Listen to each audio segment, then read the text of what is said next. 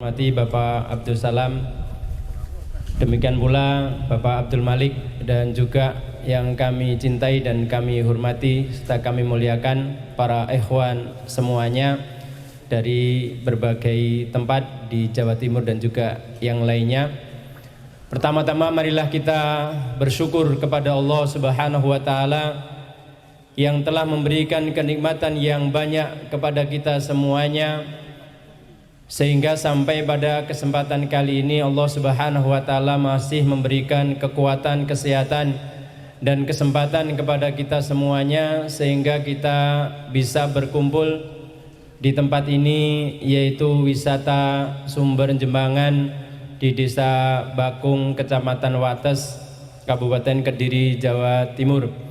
Mudah-mudahan Allah Subhanahu wa taala senantiasa memberikan taufik dan hidayahnya kepada kita semuanya, sehingga kita semuanya bisa menjadi hamba-hamba Allah Subhanahu wa taala yang sebenarnya, dan bisa bersyukur kepada Allah Subhanahu wa taala dengan sebenarnya, dan bisa beribadah kepada Allah Subhanahu wa taala dimanapun kita berada. Allahumma amin. Salawat dan salam mudah-mudahan senantiasa terlimpah dan tercurahkan kepada Nabi kita Nabi Muhammad sallallahu alaihi wasallam, keluarganya, sahabat-sahabatnya, dan juga orang-orang yang meniti jalan beliau dengan sebaik-baiknya sampai hari kiamat, termasuk kita semuanya. Para hadirin rahimani wa rahimakumullah, perkenalkan saya di sini di depan Fathul Huda Abu Hasna dari Pondok Pesantren Salman Al Farisi radhiyallahu anhu, yang dipimpin oleh mudir kita Bapak Ustadz Kiai Abu Ammar Abdul Hatim hafizallahu ta'ala, dan juga ada beberapa kawan kami yang insya Allah pakai kaos yang sama ada di belakang dari Pondok Pesantren Salman Al Farisi. Ada Ustadz Khairul Amin, ada Ustadz Abu Zaki, dan juga yang lainnya. Adapun yang lainnya nanti bisa perkenalan berikutnya. Saya di sini berdiri sebagai pembawa acara yang diminta oleh panitia untuk membacakan susunan acara pada kegiatan pagi hari ini, yaitu acara silaturahmi atau kopdar atau pertemuan para relawan markas bersama As-Sunnah. Akan kami bacakan susunan acara pada kegiatan pagi hari ini. Yang pertama yaitu pembukaan, kemudian sambutan, kemudian tausiah atau nasihat dari para satidah yang ada, kemudian nanti ada sharing tanya jawab seputar relawan, kemudian persiapan sholat duhur, makan siang, kemudian tukar pengalaman dan ngobrol santai, kemudian refreshing atau kegiatan santai, yang terakhir persiapan dan pulang ke rumah masing-masing. Sebelumnya kami sampaikan ahlan wa sahlan, selamat datang kepada para ikhwah semuanya dari berbagai tempat yang ada, baik dari Lamongan, dari Magetan, dari Sukoharjo, atau dari Madiun, dari Gresik, dari Lumajang, Mojokerto, dan lain sebagainya. Selamat datang di Kediri. Mudah-mudahan Allah Subhanahu wa taala memberikan keberkahan kepada kita semuanya. Harap dimaklumkan, insya Allah ini nanti ada daftar hadirnya, mohon nanti diedarkan dan diisi dengan sebaik-baiknya sebagaimana kolom yang ada. Acara yang pertama yaitu sambutan. Untuk sambutan, insya Allah sambutan yang pertama akan disampaikan oleh perwakilan dari teman-teman di Kediri, yang akan disampaikan oleh Bapak Abdul Salam. Kepada beliau kami persilahkan. Assalamualaikum warahmatullahi wabarakatuh. Kalau tak lenggah pun nggih.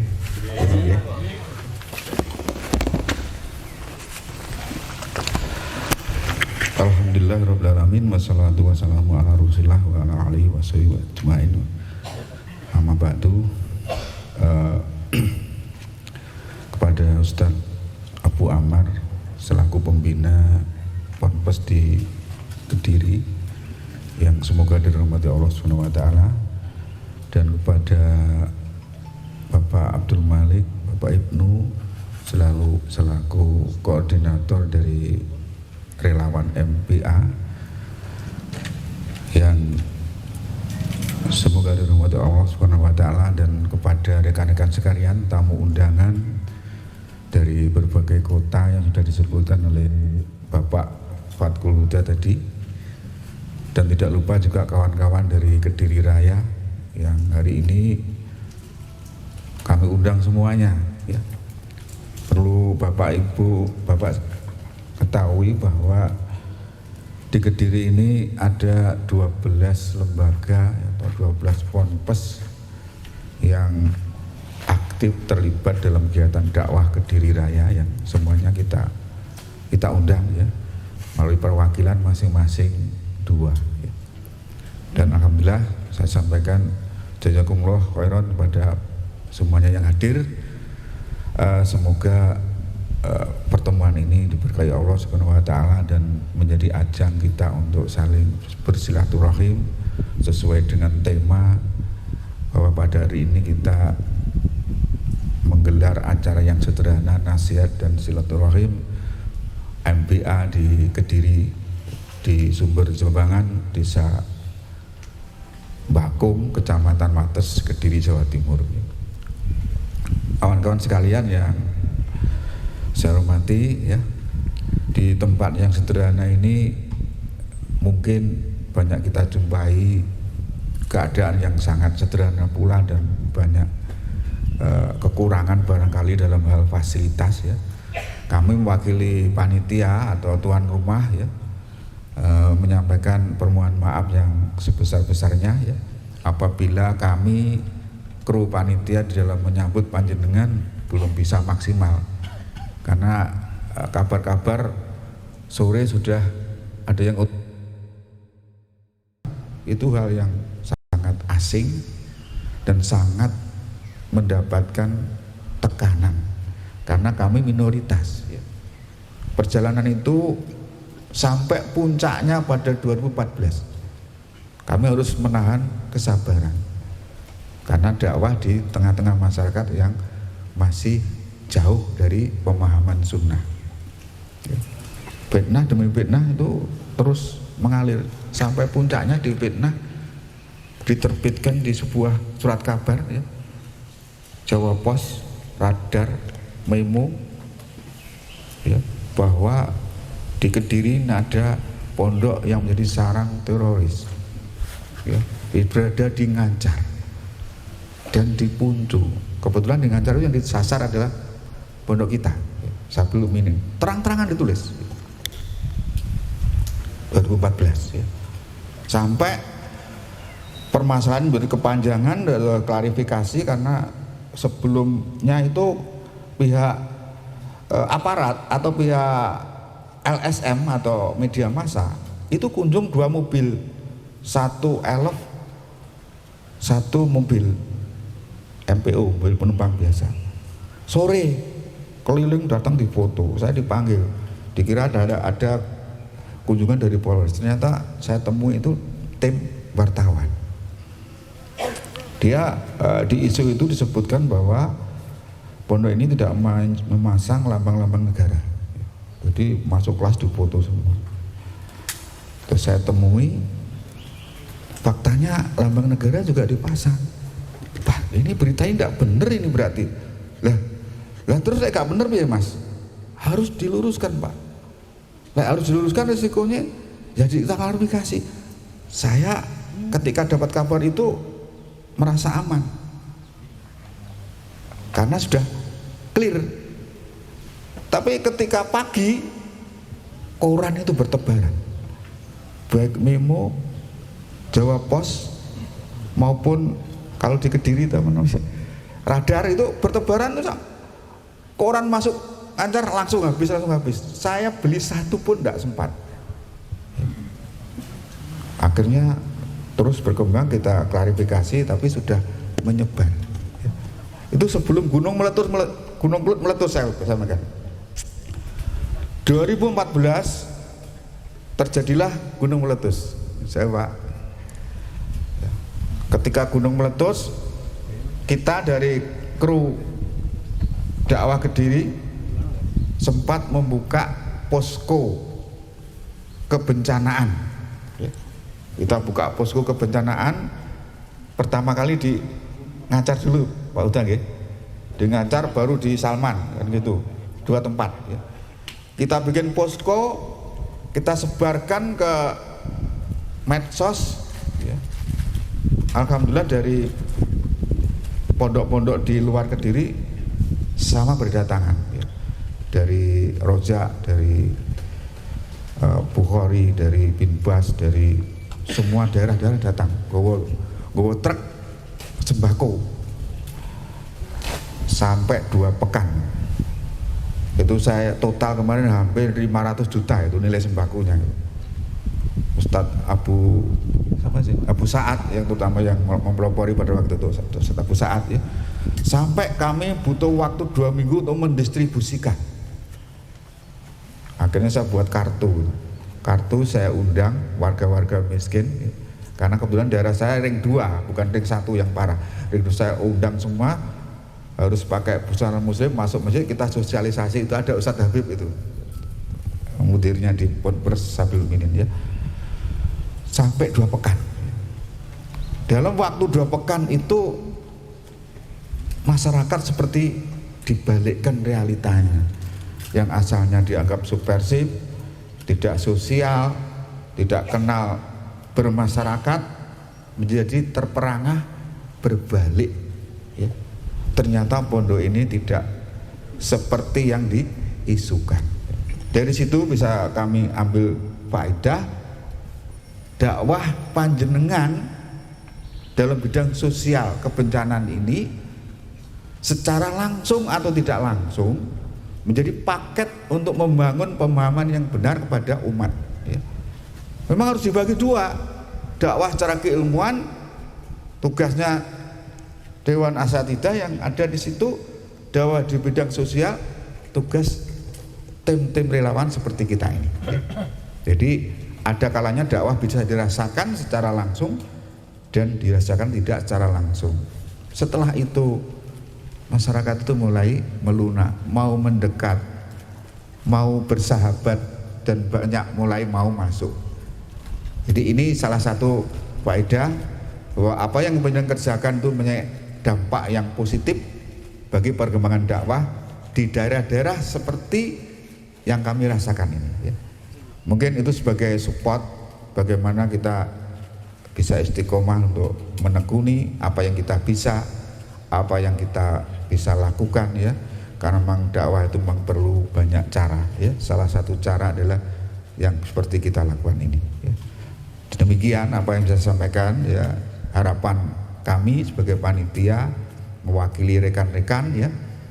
Semoga kita tetap diberi kekuatan oleh Allah Subhanahu wa taala, selalu di atas sunnah dan berjuang sesuai dengan apa yang kita mampu dan terus menjalin kebersamaan. Jangan sampai kita yang sedikit ngundi lapangan sering gesekan hal-hal yang tidak penting.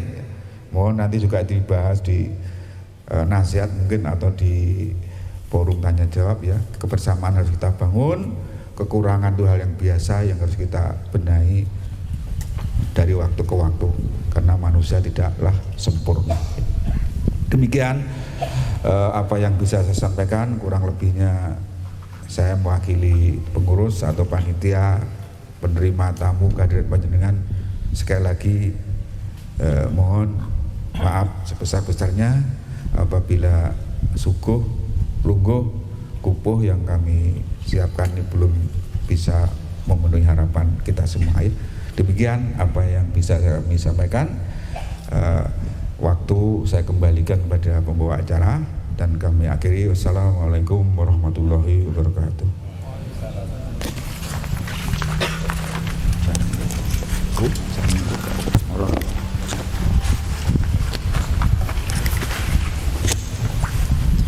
Disampaikan terima kasih jazakumullah khairan kepada Bapak Abdus Salam yang telah memberikan sambutannya.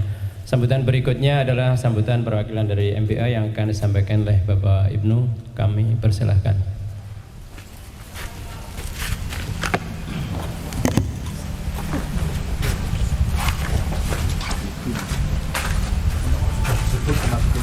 Komentari Ibnu yang lain. Nah, iya. Sambutan ya.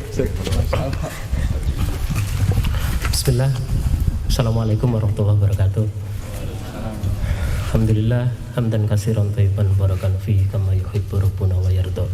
Allahumma shalli ala Muhammad wa ala ali Muhammad kama shallaita ala Ibrahim wa ala ali Ibrahim innaka Hamidum Majid. Yang kami hormati Ustaz Abu Ammar Abdul Latif, Ustaz Abdul Malik, Ustaz Fatul Huda, kemudian juga Ustaz Abdul Salam, kemudian para asatidz lain dari Kediri. Sesungguhnya Ana juga kami tidak sengaja bisa menghadiri acara di Kediri ini. Allah mudahkan, Allah SWT mudahkan. Jadi kemarin kami ke Cianjur membenahi peralatan aset-aset MBA. Alhamdulillah sekarang MBA ada sekretariat di Boyolali. Jadi alat-alat kita yang sudah tidak dipergunakan di sana karena alhamdulillah kondisinya sudah kondusif. Ada genset, ada motor dan sebagainya kita tarik, kemudian kita bawa ke sekretariat. Kemudian mampir ke tempat Ustaz Arif Hawitullah, kemudian juga ketemu dengan Ustaz Khalid Samudi, Ustaz Haris Munandar, Ustaz Haris Sugiantoro.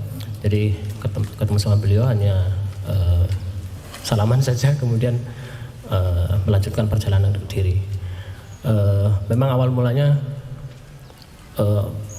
kebutuhannya hanya itu, tetapi melihat penting acara yang ada di sini, alhamdulillah kami sempatkan dan Allah SWT mudahkan sehingga bisa hadir. Banyak kawan-kawan yang hadir di sini tidak asing insyaallah ta'ala, jadi sudah sering berkomunikasi di lapangan, sudah sering kerjasama di lapangan, dan alhamdulillah saat ini adalah berkumpul dalam hal yang biasanya kerja, sekarang duduk-duduk makan-makan, alhamdulillah. Jarang yang seperti ini gitu. Kemarin kami ngalamin juga di Jogja, ngantri seperti itu, makan di pojok jalan itu Ustaz, di trotoar ngantri, jadi teringat dapur umum yang kita buat gitu. Nikmat juga, makanannya sederhana tapi subhanallah ngantri. Ternyata seperti ini masyarakat yang para penyintas bencana ketika pada saat-saat tertentu memang mau tidak mau seperti itu, dan musibah yang dihadapi itu tidak hanya kepada orang yang tidak berpunya maupun orang yang Allah berikan harta banyak. Nah, pada saat itu betul-betul terasa bahwa ternyata seperti ini ya, ketika Allah cabut kenikmatan, cabut kemudahan-kemudahan yang ada. Nah, dari situ banyak dari teman-teman belajar dan memberikan sesuatu, ternyata terasa lebih enak dibandingkan, atau terasa lebih nikmat dibandingkan mencari. Artinya karena butuh sesuatu akhirnya dengan terpaksa ngantri gitu. Nah, kami berharap juga bahwa ini hal-hal yang perlu ditanamkan kepada para relawan semuanya, bahwa kenikmatan membantu, kenikmatan bisa menolong orang banyak itu subhanallah. Awalnya coba-coba, tapi ternyata padahal tidak digaji, padahal tidak mendapatkan sesuatu hal yang kembalian gitu ya, kembalian. Tetapi ini terasa jauh lebih berharga dibandingkan dengan hanya sekedar materi. Dan yang tidak kalah penting, bertemu dengan para ikhwah-ikhwah sekalian yang ada dari seluruh Indonesia barangkali, ternyata jauh rasanya tuh subhanallah,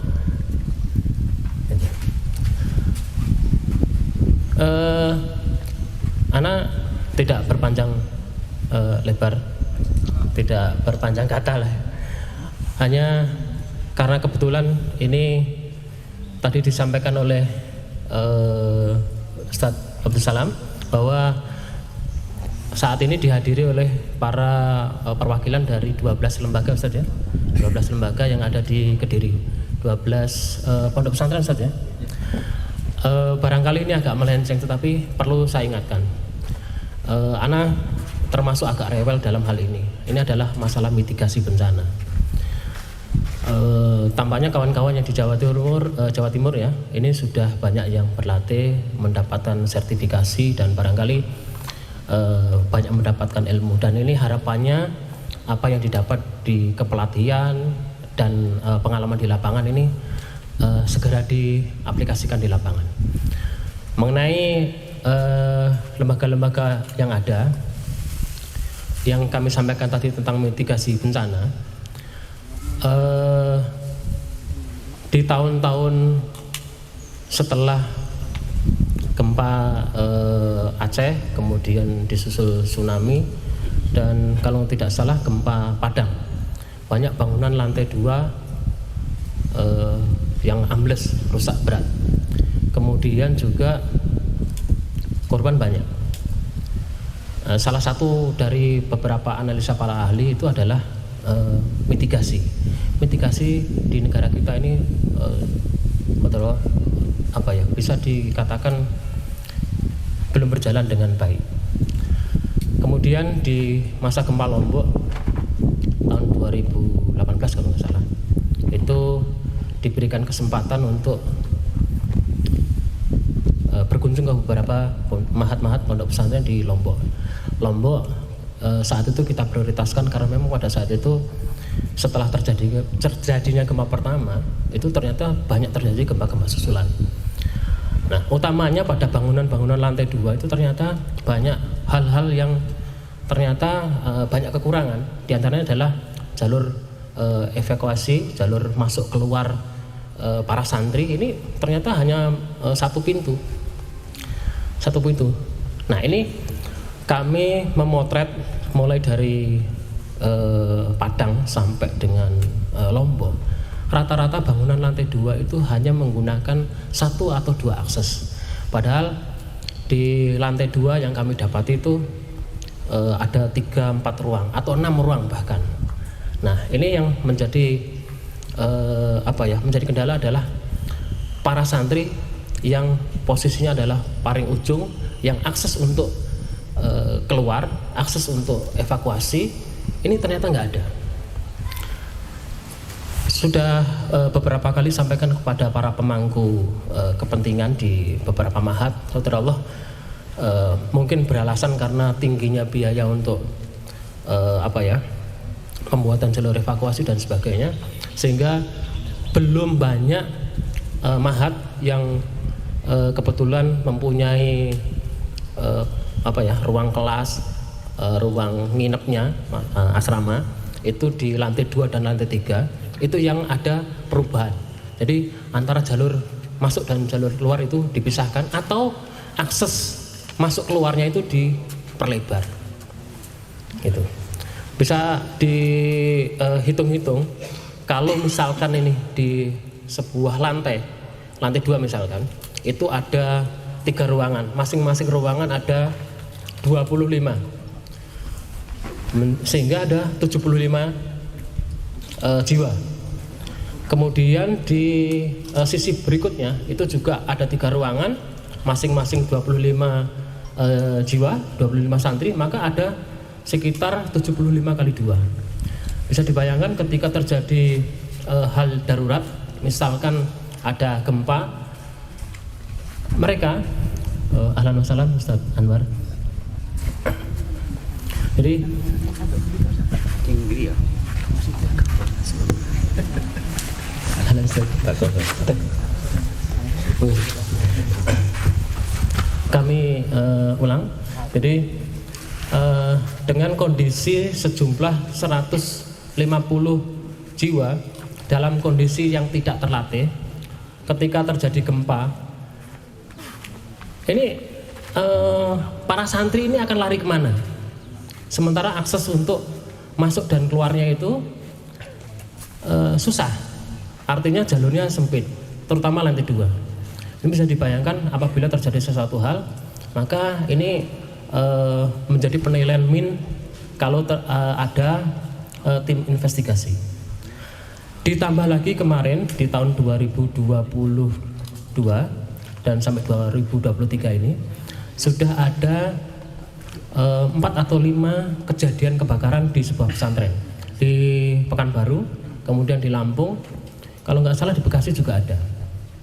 Nah ini kalau para santri ini tidak dilatih mitigasi, kemudian tidak diajarkan mitigasi, juga termasuk para asatidjahnya, maka nanti apabila terjadi sesuatu hal, maka ini menjadi hal yang banyak hal yang tidak kita inginkan barangkali. Nah ini yang menjadi concern kami untuk kami sampaikan. Dan ini mumpung bertemu di sini, kemudian di sini juga kebetulan ada 12 perwakilan dari lembaga yang ada di Kediri. Mohon nanti bangunan yang ada terutama lantai 2, lantai 3 ini tolong diperhatikan akses masuk dan keluarnya, sehingga faktor safety-nya ini ada. Suatu saat setelah kejadian gempa di Cianjur, kami berkumpul dengan para relawan dari seluruh Indonesia yang hadir di posko Al-Waini, posko 1 dan di posko Panti Sa'adat. Semuanya berkumpul. Alhamdulillah pada saat itu bertemu dengan beberapa mudir mahat. Terus terang saja kami sampaikan, Cianjur juga saat itu para asatidjah, kemudian juga para mudir itu menyampaikan, kami tidak mengira akan terjadi seperti ini. Kami juga sampaikan kepada beliau-beliau ini bahwa kejadian di Lombok, kejadian di Padang dan sebagainya, mereka juga seperti itu, Ustaz Afan. Artinya tidak mengira bakal terjadi seperti ini. Nah justru kebiasaan kebiasaan orang plus 62 ya, plus 62 kalau di medsos itu biasanya setelah terjadi baru terpikirkan, setelah terjadi baru dilakukan action gitu saja. Nah harapannya kita semua seperti yang para asatidjah kita sampaikan, jangan kita merasa aman. Yang penting kita tawakal kepada Allah saja, usaha bahwa bangunan yang lantai 2, kemudian bangunan lantai 3, asrama, kemudian ruang kelas, karena kejadian-kejadian aja tidak mengira, kadang terjadi di malam hari, bahkan di Cianjur kemarin siang hari saat semua orang sedang beraktivitas. Nah, Allah korban yang ada juga banyak di beberapa pesantren, ya, ada korbannya juga. Nah harapannya sedikit yang Ana sampaikan ini mudah-mudahan memberikan ini kalau bahasa Jawanya kerentak gitu deh, dalam arti bahwa ada keinginan untuk yang minimal nanti evaluasi bangunan yang ada, jalur keluar masuk ya, masuk keluar para santri asatidjah juga ini adalah aset yang sangat berharga. Jadi bangunan di lantai 2, lantai 3 terutama ada perubahan-perubahan yang dari sisi safety, dari sisi keamanan ini sangat diperhatikan. Para investigator, maksudnya para orang-orang yang menginvestigasi itu biasanya kalau ada sisi subjektivitas, sisi ketidaksukaan, itu biasanya mencari sisi-sisi yang barangkali seperti itu. Ini bangunan tidak safety, keluar masuk tidak ada, jalur evakuasi tidak ada, titik kumpul ketika terjadi sesuatu tidak ada. Nah biasanya mereka akan mencari celah-celah seperti itu. Nah ini yang kita minimalisir, begitu. Enggak berpanjang lebar, ini hanya sekedar mengingatkan. Kami kembalikan kepada Ustaz Salam. Kepada Ustaz Fatullah. Jazakumullah khairan atas waktunya, atas kesempatan untuk memberikan sedikit masukan masalah safety sebuah bangunan. Demikian, Assalamualaikum warahmatullahi wabarakatuh.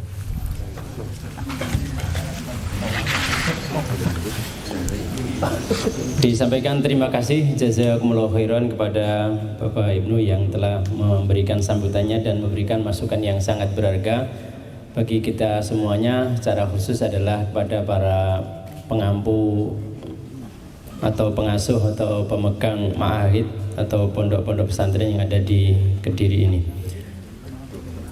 Perlu kita sampaikan, mungkin tanda tanya ya, 12 lembaga atau pondok pesantren yang ada di Kediri itu apa saja. Kita perkenalkan, yang pertama itu ada Pondok Pesantren Al-Qudwah Al-Islami yang saat ini dipimpin atau mudirnya adalah Ustadz Muhammad Anwar Samuri LC Hafidhullah Ta'ala. Beliau yang ada di depan ini mengelola lembaga pendidikan dari tingkat TK sampai SLTA, PKBM, dan juga ada program takhasus. Kemudian ada Pondok Pesantren ke utara, ada namanya baru, yang terbaru ini adalah Al-Ansor Al-Islami, mulai pendidikan SD, baru sampai kelas berapa Al-Ansor itu? Kelas 2 kalau nggak salah, jadi paling baru ini. Kemudian ke utara ada Pondok Pesantren An-Nur Al-Islami, yaitu di Blabak, tahfidz yang diampu oleh Ustadz Saiful. Kemudian ke utara lagi ada Pondok Pesantren Imam Muslim di Kaliombo di kota Kediri yang menyelenggarakan pendidikan yaitu TK atau PAUD, kemudian SD, dan juga ada program tahfidz. Dulu pernah ada yaitu juga Edat Mualimin, namun sekarang kayaknya masih vakum.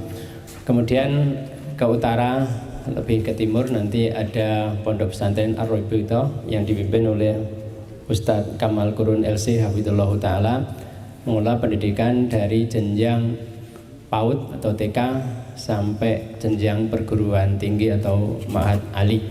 Kemudian ada lagi masih di Gura, itu ada Pondok Pesantren Ar-Rosyad Al-Islami.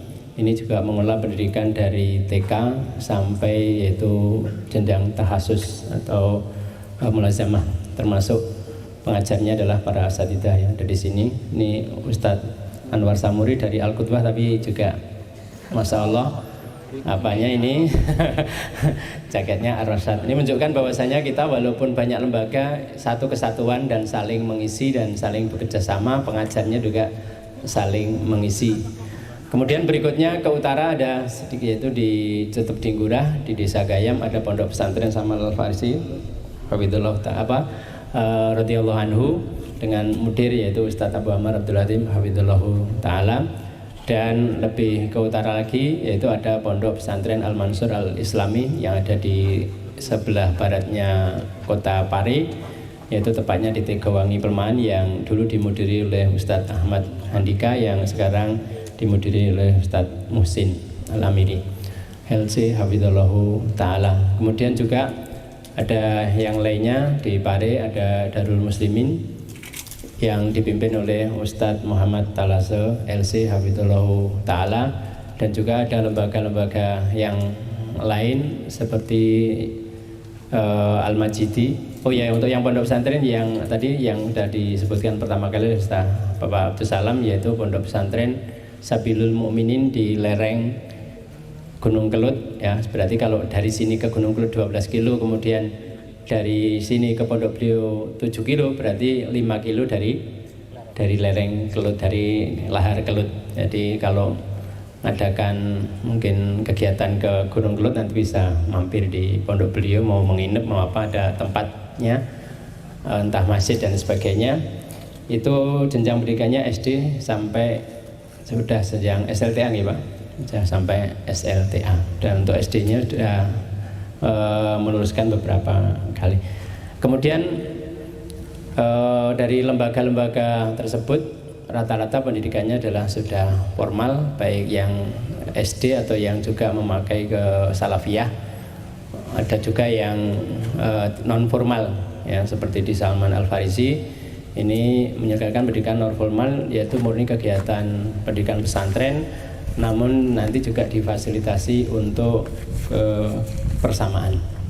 Demikian pula ada lembaga-lembaga yang lain yang disebut misalnya rumah Tafid seperti Al-Majidi di Wates ini ada, kemudian juga ada di Kediri Kota dan juga tempat yang lainnya. Namun alhamdulillah sekali lagi dari berbagai lembaga dan pondok pesantren yang ada ini, kami adalah satu kesatuan, saling bekerja sama, saling mengisi. Diadakan pertemuan rutin kadang yang di bawah, yaitu Forum Ma'ahid Kediri Raya atau Dakwah Sunnah Kediri, atau juga untuk kegiatan sosialnya yaitu di bawah DSK Peduli, yang alhamdulillah juga sudah sebagaimana tadi disampaikan oleh Bapak Abdus Salam, sudah berjalan kegiatannya dari sekian tahun lamanya, walaupun belum istilahnya formal sebagaimana mungkin ikhwan-ikhwan semuanya sudah mendirikan lembaga formal semuanya. Namun kalau di SK ini memang ya sekedar menaungi dari ma'had-ma'had yang ada, kemudian mengadakan kegiatan dakwah maupun kegiatan sosial yang ada di Kediri, dan juga turut andil dalam berbagai kegiatan di berbagai tempat yang ada. Ini sekilas penyebutan agar tidak timbul tanda tanya 12 lembaga ki opo wae. Untuk berikutnya, acara berikutnya yaitu nasihat dan wejangan dari asatidzah kita yang hadir. Di sini ada Ustadz Muhammad Anwar Samuri LC Hafidhullahu Ta'ala, dan juga Ustadz Abu Ammar Abdul Azim Hafidhullahu Ta'ala. Sesuai dengan yang tertulis dari panitia di kami, untuk nasihat yang pertama akan disampaikan oleh Ustadz Abu Ammar Abdul Azim Hafidhullahu Ta'ala. Kepada beliau kami persilahkan.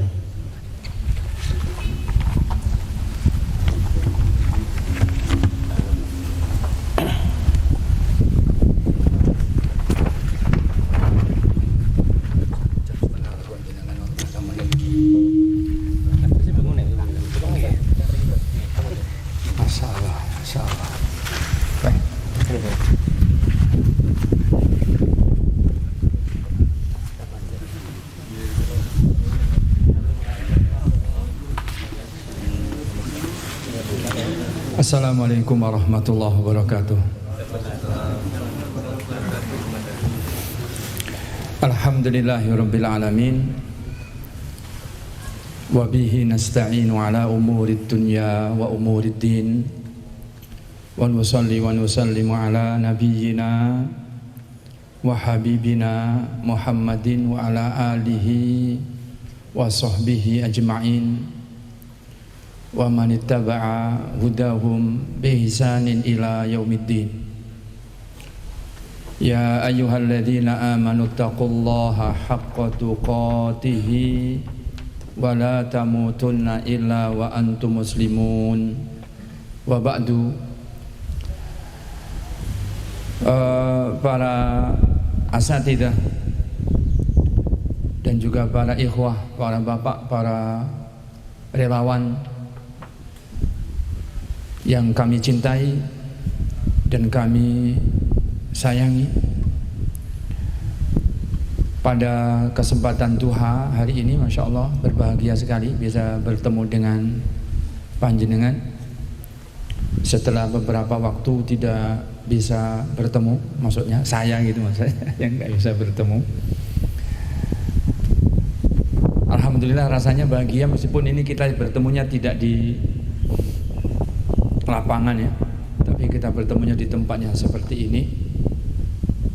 Seperti tadi sudah disebutkan oleh saudara kita, perwakilan dari MBA Markas Bersama As-Sunnah, Akhuna Ibnu Hafidhullah Ta'ala, bahwa tidak ada yang lebih indah ya, pertemuan dan perjumpaan dengan saudara-saudara ini melebihi indahnya pertemuan di daerah-daerah bencana.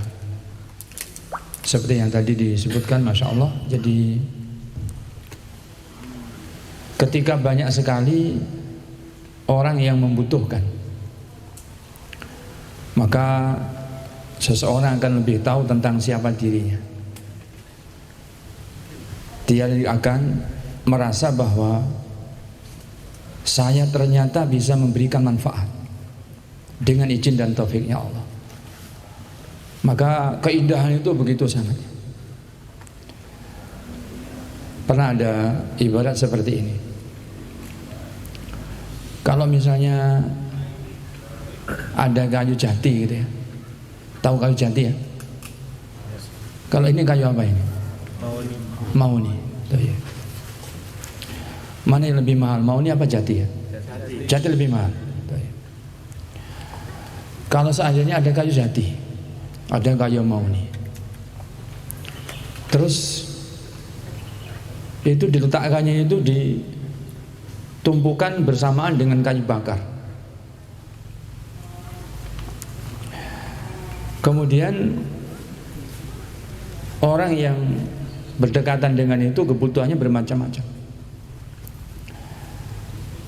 Tapi nyatanya orang yang dia hanya butuh untuk kayu bakar, dia nggak mau pandang apakah ini kayu jati, apakah ini kayu mahoni, apakah ini kayu terem besi, apakah ini kayu salam, apakah ini kayu wadang, nggak mau peduli.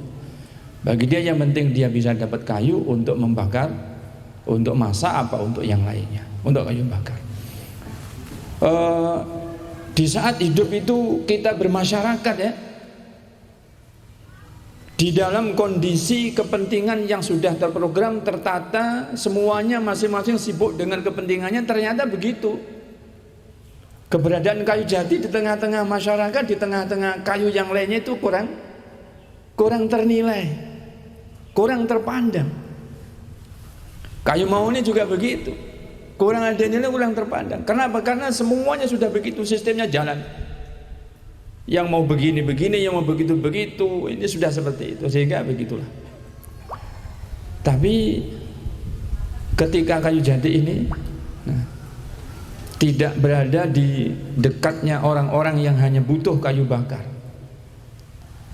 tapi di dekatnya orang-orang yang memang dia itu adalah pengrajin, mebelair dan semisalnya, maka betapa berharganya kayu jati ini. Betapa berharganya kayu jati ini. Ketika kayu jati menjadi langka di satu keadaan, satu kondisi, mereka berani membeli mahal, tidak sebagaimana harga biasanya. Kenapa? Karena sangat dibutuhkannya. Ditambah lagi kayunya langka, pasaran tuh sangat membutuhkan, kan gitu ya. Ada hitung-hitungan ekonomi kan begitu. Kenapa toh harga itu kok melambung tinggi? Karena ternyata barangnya langka. Kalau tidak begitu, permintaan di pasar sangat tinggi, maka harganya pun sangat melonjak. Nah, di saat terjadi ada musibah, di saat terjadi ada bencana, maka keberadaannya para relawan ini semuanya adalah melebihi kayu jati itu. Bagi para pengusaha mebelair, di saat betul-betul langka, karena masyarakat waktu itu semuanya terpapar. Tadi akhuna Ibnu sudah menyampaikan, ternyata paparan daripada musibah atau bencana itu tidak sekedar mengenai yang ekonomi menengah ke bawah kan. Semuanya terkena. Semuanya terkena. Bahkan dalam nas Al-Quran Allah menyebutkan yang terkena musibah itu tidak sekedar orang-orang yang suka berbuat dosa. Tidak hanya mereka-mereka yang suka berbuat dosa yang terkena musibah, yang terpapar juga orang-orang solih yang di tengah-tengah mereka pun terpapar juga. Nah, di saat semuanya terpapar, ketika ada orang yang selamat, ketika ada orang yang punya potensi untuk memberikan pertolongan, meringankan beban, memberikan manfaat dengan tenaga, dengan pikiran, yang dia hanya punya tenaga untuk ikut membantu, membagikan apa yang dibutuhkan, ternyata keberadaan mereka itu seperti kayu jati tadi. Sangat-sangat berharga. Nah ya, makanya sungguh sangat mengharukan kalau kita sudah terjun di lapangan, di tengah-tengah masyarakat yang terpapar bencana. Nah, makanya tadi Ibnu sudah menyebut pertemuan yang sungguh sangat indah, yaitu di medan-medan, bukan pertempuran jihadnya, tapi jihad untuk berbuat kebaikan dengan amal ibadah yang muta'addiyah kepada orang lain, kepentingannya. Padahal nih, relawan ini tidak butuh imbalan. Begitu nggih, Mas Ismu ya, Ibu ya. Kita nggak membutuhkan imbalan. Tapi untuk berbuat itu Masya Allah begitu indahnya dan begitu semangatnya berbuat. Kenapa? Karena itu tadi, tidak perlu orang apresiasikan, ternyata sudah terdorong betapa indahnya dan betapa saya ini sangat bermanfaat di tengah-tengah mereka. Maka kehidupan yang seperti itu Masya Allah adalah sangat luar biasa. Para ikhwah yang dirahmati Allah SWT, dan saya yakin panjenengan semua juga merasakan hal yang seperti itu ketika panjenengan ada di lapangan. Untuk menggugah semangat saja. Yang berikutnya para ikhwah yang dirahmati Allah SWT, berangkat dari itu maka menjadi relawan ini banyak sekali godaan. Banyak sekali godaannya. Makanya supaya tidak mudah tergoda, kita harus punya bekal. Karena kami ini bukan ahlinya ya untuk menyampaikan bekal-bekal relawan dalam artian ilmu bagaimana evakuasi yang baik, ilmu bagaimana menolong korban kalau itu bencananya misalnya kebakaran, bagaimana kalau kebanjiran, bagaimana kalau tanah longsor. Nah, ini kami bukan bidangnya, tentunya yang seperti itu nanti harus didatangkan ahlinya. Dan alhamdulillah sudah beberapa kali kita MBA sudah mengadakan pelatihan-pelatihan, dan itu sangat dibutuhkan, sangat penting untuk diikuti bagi kita semuanya. Namun di sini kita akan sampaikan beberapa hal mengenai kegiatan kerelawanan. Di antaranya yang pertama itu begini,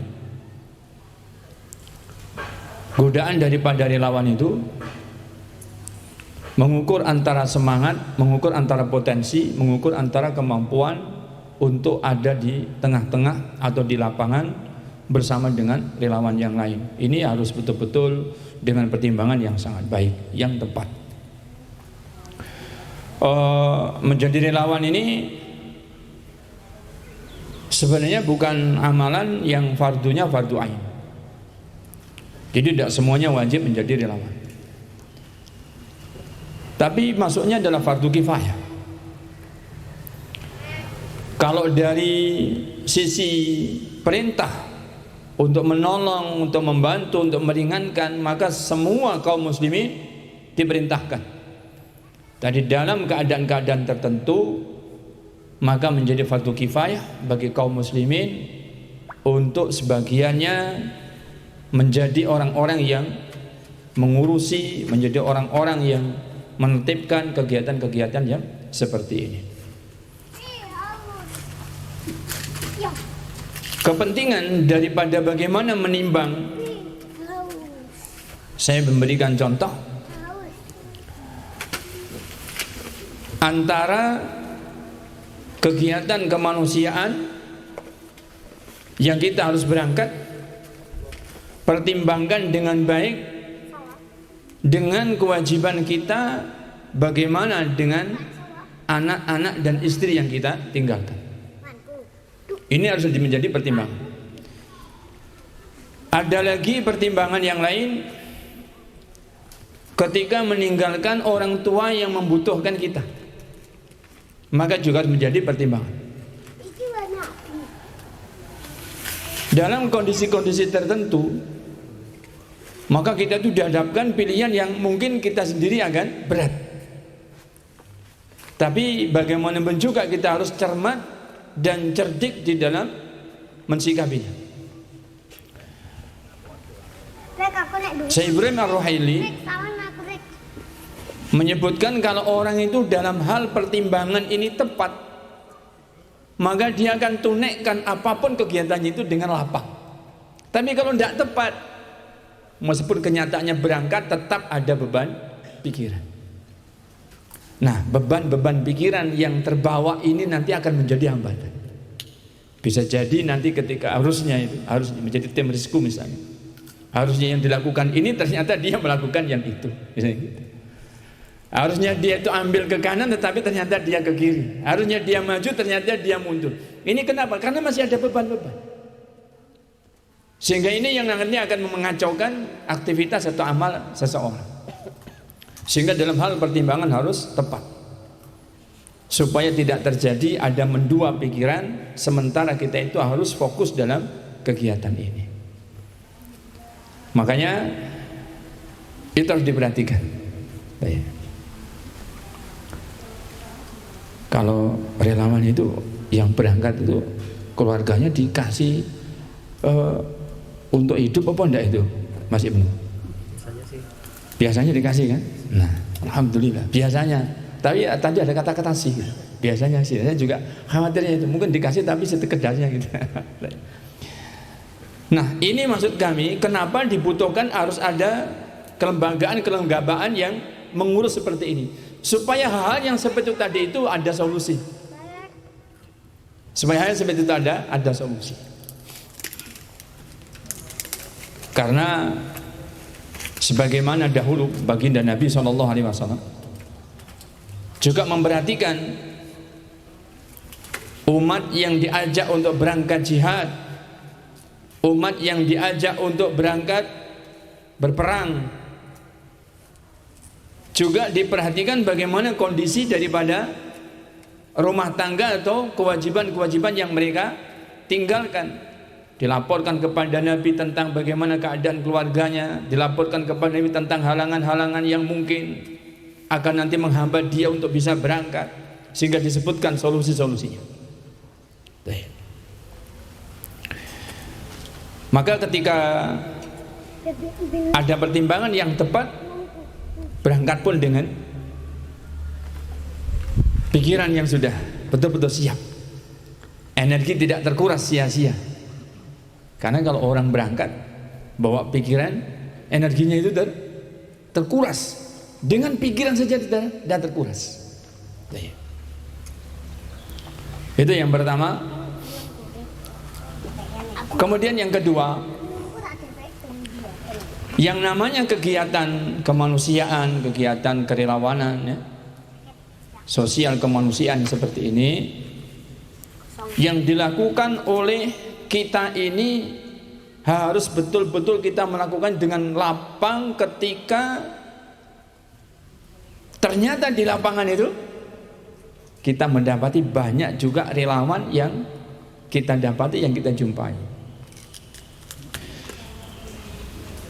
Terjadinya perbedaan, mungkin strateginya beda, langkah-langkah yang diambil beda. Nah, jangan sampai menjadikan adanya apalagi sampai menjatuhkan, tidak. Tetapi yang dibutuhkan adalah ta'awun, yang dibutuhkan adalah kita bersinergi, yang dibutuhkan adalah kerjasama yang baik, dan yang paling penting juga adalah saling ingat mengingatkan. Ingat mengingatkan, bukan salah menyalahkan, bukan menyalahkan untuk diketahui yang benar begini, karena orang yang disalahkan tentunya tidak nyaman, tetapi diberi pengarahan bagaimana yang lebih baik, bagaimana yang lebih bagus yang ditempuh sebagai langkah, supaya dalam menangani apa yang ditangani bersama itu juga lebih mudah. Ini harus dijaga. Kebersamaan yang itu bisa dipertahankan, sebagai pepatah yang disebutkan, nah, kalau bersatu itu teguh, kalau bercerai runtuh, kalau bercerai jangan. Baru juga dipertahankan, diperbaiki, jangan sampai bercerai kan gitu. Nah, sambil dimakan yang ada ini, sambil diminum yang ada. Nah, saya kepengennya sewanta ini, kepengennya tapi masalahnya belakang ini, ya Allah, enjenengan nggih Pak Taufik. Jauh-jauh dari Sidoarjo, Masya Allah. Berangkat jam berapa tadi nggih? 5:30, Masya Allah. Jazakallah khairan. Masih kebagian tadi ya? Masih ada di belakang. Dinikmati, Masya Allah. Tak kotak, saya cuma kesukaan kecil ini di depan. Silakan dinikmati. Para ikhwan yang dirahmati Allah Subhanahu wa taala, perbedaan itu pasti ada. Karena orang Jawa saya sudah bilang seperti itu. Nah, kalau orang Arab pepatahnya mengatakan likulli ra'sin ra'yun. Setiap kepala itu punya pendapatnya, punya pikirannya. Nah, coba untuk ngisini-ngisini. Kenapa nih kalau silit sejangkit gitu ya? Itu Jawanya begitu orang gitu. Tapi yang betul seharusnya itu tadi likulli ra'sin ra'yun gitu ya. Setiap kepala itu punya pikiran. Ini harus dimaklumi. Tapi bagaimanapun juga apabila sudah tergabung, kita semuanya sepakat kita ada di bawah naungan MBA misalnya, maka harus tidak bisa tidak dengan satu payung yang ada.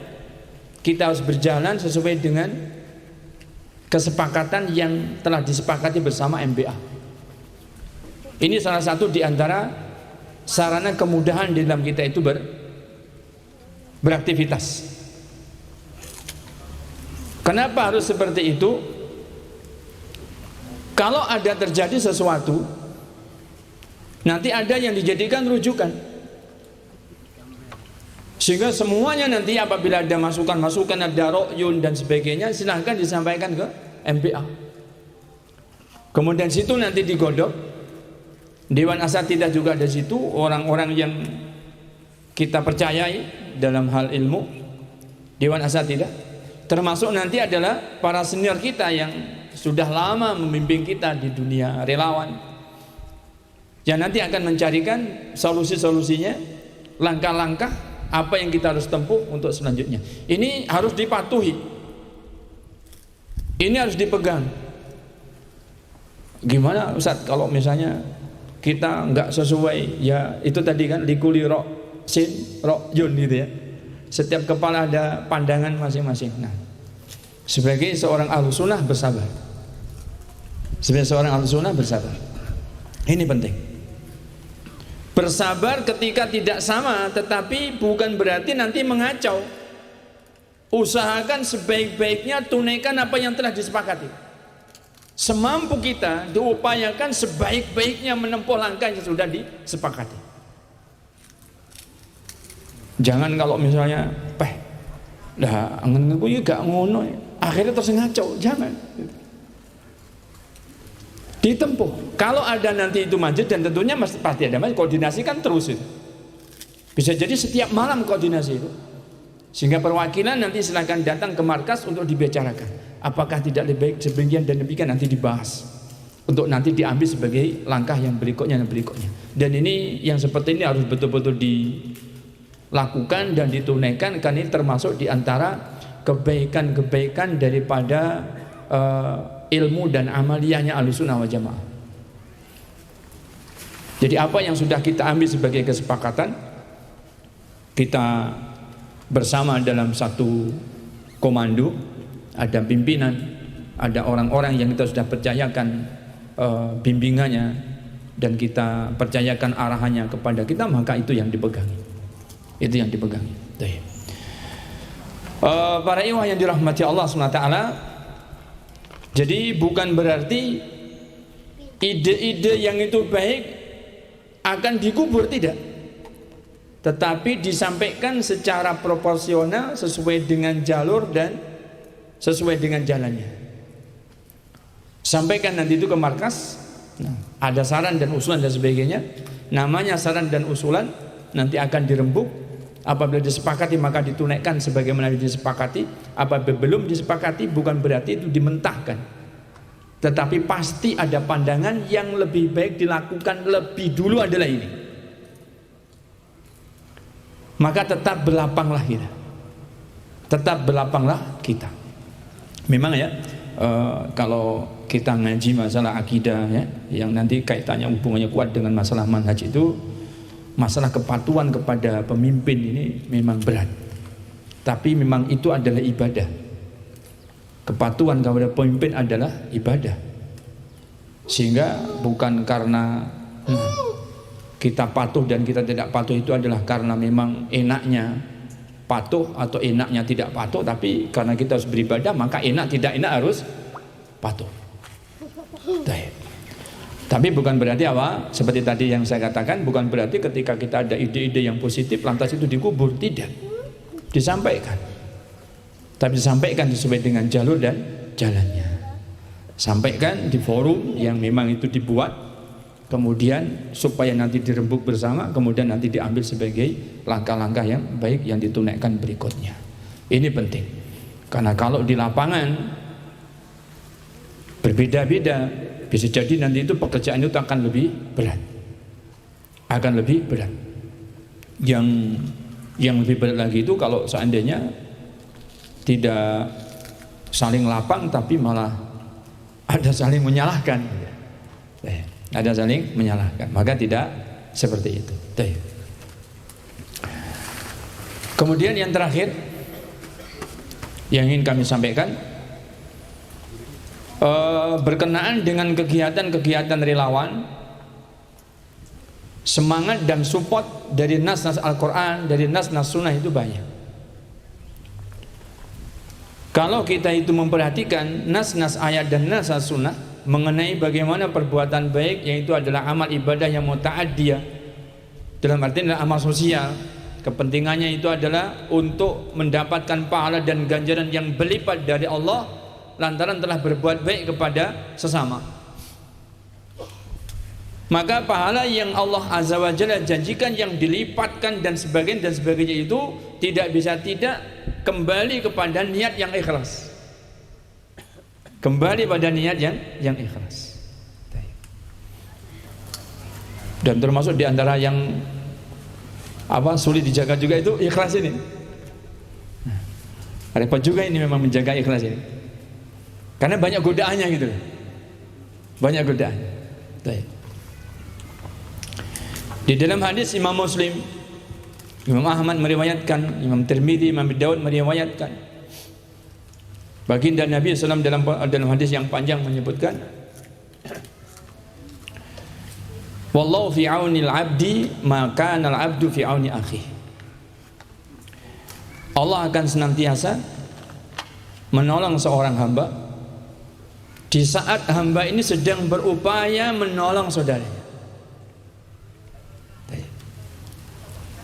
Dan para relawan adalah orang-orang yang menolong.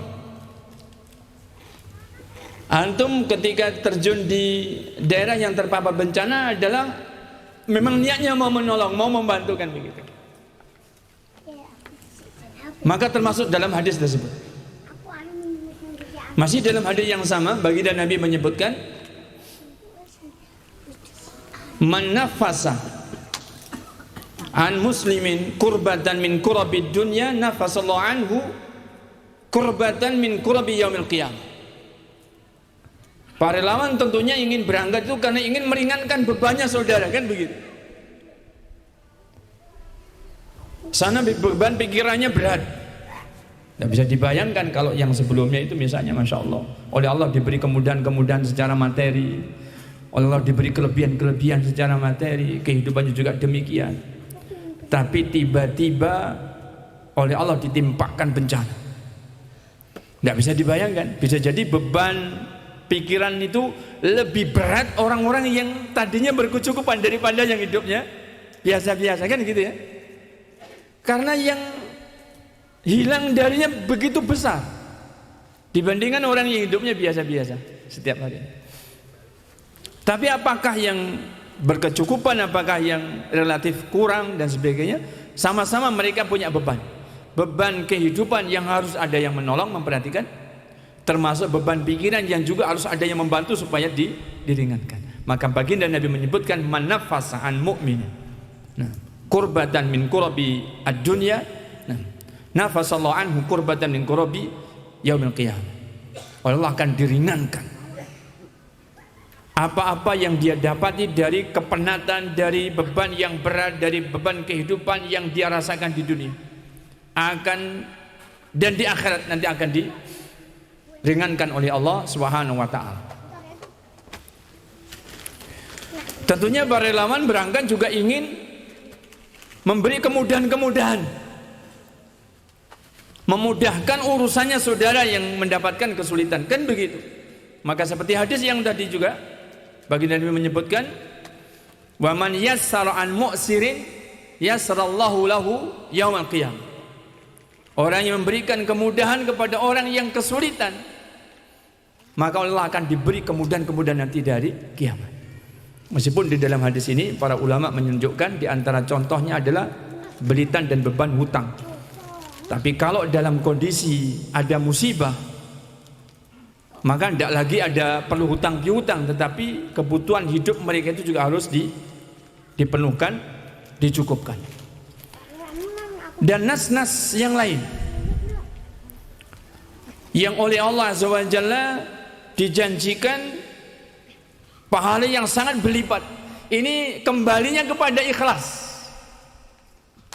Maka harus dijaga ini ikhlas ini. Ketika berangkat niatnya apa, diikhlaskan. Ya Allah, nah, Engkau memanggilku, Engkau memanggilku dengan tangisan dan jeritan penderitaan saudaraku yang tertimpa musibah ini, ya Allah. Maka aku penuhi panggilanmu, ya. Aku penuhi panggilanmu, ya. Ya Allah, nah, Engkau meminta uluran tanganku melalui tengadahan tangan-tangan saudara-saudaraku yang tertimpa musibah ini, ya Allah. Maka aku akan berusaha mengulurkan tanganku buat mereka, ya Allah. Aku penuhi panggilanmu di sana. Semuanya betul-betul diikhlaskan, supaya keutamaan-keutamaan yang dijanjikan itu oleh Allah betul-betul diberikan. Termasuk yang berat itu para ikhwan yang dirahmati Allah, kan karena kita itu ada tanggung jawab, ya. Ada amanah-amanah. Maka tunaikan seperlunya supaya amanah ini bisa tersampaikan, dan yang memberi amanah cukup mendapatkan kepercayaan. Jangan berlebihan, dan tetap dijaga. Maksud kami misalnya ketika kita harus menyerahkan bantuan, diminta harus ada gambarnya, harus ada foto yang dilaporkan, maka ini sekedarnya. Dan betul-betul dijaga tentang masalah apa? Keikhlasan ini. Karena ikhlasnya seseorang bisa rusak ketika dia tidak berbuat, niatnya rusak ketika sedang berbuat, dan setelah dia berbuat. Ketika niatnya rusak berarti di awal. Ketika sedang berbuat ada riyaan, ada sum'atan. Ketika sudah berbuat ada ujub. Maka semua ini akan merusak amal yang sudah diikhlaskan atau merusak keikhlasan. Maka harus dijaga. Maka harus dijaga. Makanya pentingnya, ya, Masya Allah, alhamdulillah, jadi di setiap ada bencana kemudian ada markas, selalu dihadirkan di situ ustadz-ustadznya, ustadz pembina. Nah, ini penting diantaranya bukan kebutuhan ustadz untuk menyampaikan materi ke jenengan, bukan. Seharusnya jenengan ini yang minta. Harusnya jenengan yang sering mengadu. Ya termasuk saya, ini maksud saya. Nah, kalau pas di lapangan gitu Mas Ibnu, maksud saya. Kita yang sering mengadu. Nah, ustadz kita ini kayaknya agak futur ustadz. Mohon beri nasihat kami supaya enggak futur, gitu maksudnya. Ustaz, ini kami berat karena di sini banyak begini, saya berat untuk ikhlasnya Ustaz, beri nasihat kami supaya tetap ikhlas. Nah gitu maksudnya. Maka hal yang seperti itu dibutuhkan dan dipentingkan. Para bapak, para ikhwan yang dirahmati Allah SWT, itu beberapa hal yang bisa kami sampaikan, tidak berpanjang-panjang dan memang sudah agak panjang. Mohon maaf apabila ada hal-hal yang kurang nyaman, mungkin karena terlalu lama atau terlalu panjang, dan mohon dimaklumkan ketika di beberapa peristiwa yang terakhir belakangan ini saya nggak bisa membersamai. Alhamdulillah ini sudah agak nyaman kaki saya, ya, karena kaki saya dioperasi waktu itu kan. Jadi sebelum operasi sudah sakit sehingga nggak bisa turun jalan. Ketika nggak bisa turun lapangan karena kita nggak boleh turun jalan. Ketika Semeru itu kan, jadi saya sudah nggak bisa ikut. Setelah itu juga belum bisa ikut sampai hari ini. Kemarin juga mau diajak ke Cianjur, tapi qadarullah kaki saya masih belum nyaman. Saya ini kalau salah langkah sedikit masih sakit kaki saya. Nah, itu. Jadi tidak boleh salah langkah. Jadi kalau ganti langkah betul-betul harus aba-abanya yang pas itu. Baik. Mudah-mudahan Allah SWT memberikan kesehatan kepada panjenengan semuanya, memberikan penjagaan kepada panjenengan semuanya, dan semoga Allah SWT memberikan kepada kita amalan-amalan yang diterima, yang diberi ganjaran oleh Allah Azza wa Jalla. Allahumma amin. Demikian kami kembalikan waktunya kepada Ustaz Fathul Huda. Wallahu taala a'la wa a'lam.